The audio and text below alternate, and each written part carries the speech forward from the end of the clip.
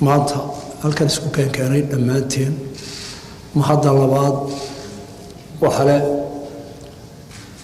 madaxweynaha Djibouti iyo shacabka Djibouti iyo dalka Djibouti oo soddonkii sanadood ee Soomaali burbursanayd inta la daba joogay aqli waxtar iyo dareenka walaaltinimo soddonkaas sano tanati bay ka mid tahay ilaahay ka jazaaysiin doona inagii shirkeena maanta qof wada af Soomaali ku hadlaaba meel kasta ha jooga shirkan lug buu ku leeyahay professor geelchire mid beer qodaya mid dooni saaran qof walba waa faalayna shirka wali soo eegaya waxa la naga rabaa wax dhibaatadii jirtay wax ka xallin kara inuu ka gaadho aragti way kala duwan yihiin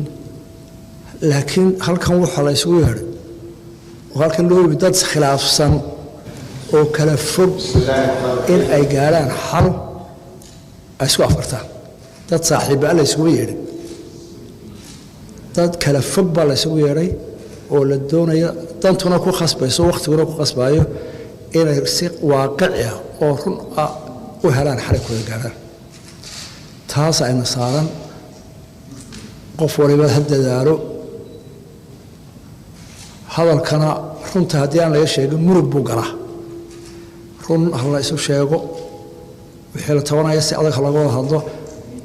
wixii la wada goostay ee lagu heshiiyana run laga dhigo hal rumeey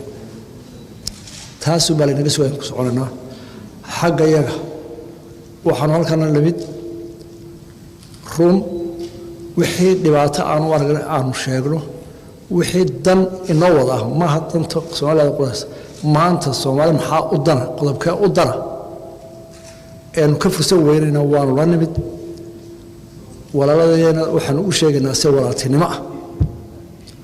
iyaguna waa soo kale waxaan diyaarnahay inaan dhageysano ra'yiga naga duwan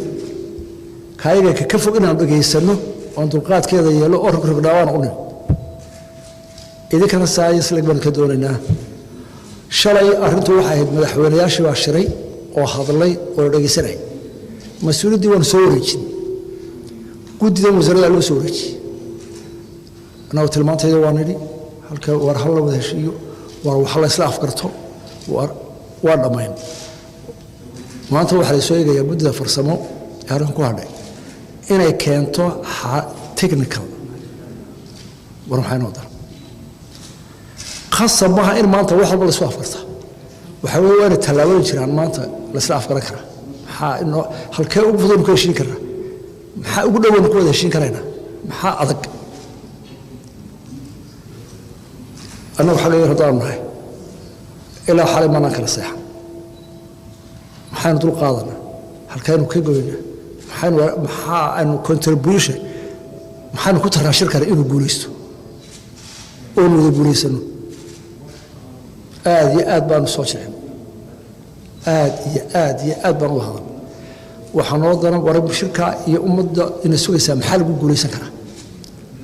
أنت يمكن السوق ولا يشين كنا intee adag maxaa la qaad kara marka idinkana waxa la deena labadu baatiin bay la tahay xil baad saaran maanta waxa u muddo dhuleysanayso halkan idinkana tagay halkan wada fadhina